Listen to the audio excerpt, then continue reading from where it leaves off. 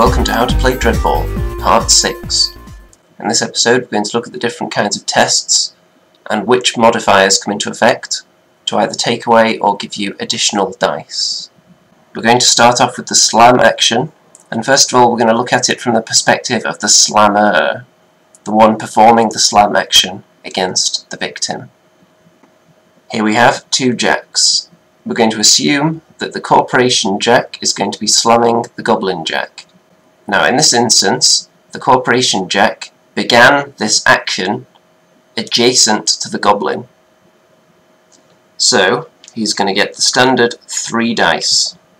If he had started his action here and moved in to the slam, he would get an extra dice. If he was a guard, he would get an extra dice by default. And if he was a guard who moved into the slam, then he would get another. It's important to note at this point that a jack can only move 1 hex for a slam action. If he wants to do any more movement than that, he'll have to use a second action. So if he's here, he will not be able to slam that goblin with 1 action. However, guards can move up to 5 before they perform a slam. So he could be all the way over here. 1, 2, 3, 4, 5, slam. All as 1 single action. Another thing we could note at this point, strikers are the only players in the game who are not allowed to slam. The guard has moved into the slam, so he will be using 5 dice. Now we'll move over to the Goblin Jack. The player being slammed against has the choice of slamming back, which follows the same rules as the regular slam, which would put him on 3 dice. Or he has the choice of dodging. Slamming back will use his strength, dodging will use his speed. In this case, dodging would probably be a good idea for the goblin because his speed is a lot better than his strength. He would still get 3 dice. If we turn the tables for a second here and assume that an orc guard is slamming into a Corporation striker, if the striker wants to dodge, he will get an extra dice because strikers are very adept at dodging. We'll go back to our original example and we'll see how this one plays out.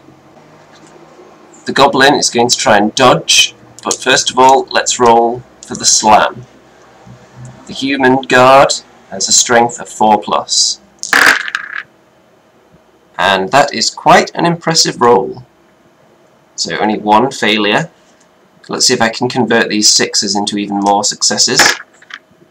Yep, so that's 6 successes for the guard. Now we said it'd be wise for the goblin to dodge, so that's what he's going to do. He has a speed of 3+. And he got 3. However, in this case, he still lost by 3. And he was doubled. So he's going to be pushed back and knocked over. The guard can choose to push him into one of these 3 hexes here. So he's going to choose to push him there.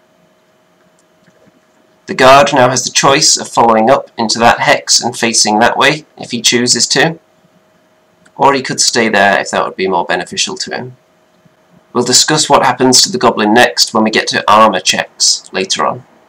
If the goblin had won, if he had these 3 successes to the guard's 1, he would have got at least double what his opponent scored. If the dodge doubled his opponent, he can move 1 hex in any direction and face any direction he wishes. And he won't have to evade either, which we'll come to later.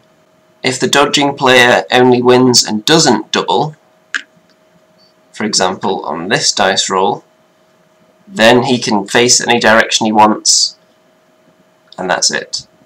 But we're not finished with slam yet, because there are some other factors that can come into it. If an opposing player is beside you,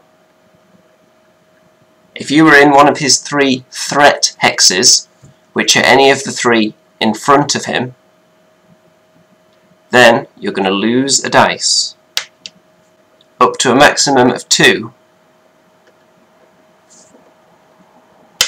So you can see why player positioning is very important for slams. However, If these players were facing the wrong way, the goblin would not be in their threat zone, so he can have those 2 dice back. The only player that doesn't take dice away from you is the one that you're testing against. The same goes if you're the one doing the slamming. If you have 2 goblins there looking at you, 2 dice gone. If one of them's facing the other way, dice comes back. If there's a third opposing player, you still only lose 2. You can never lose more than 2 for adjacent players.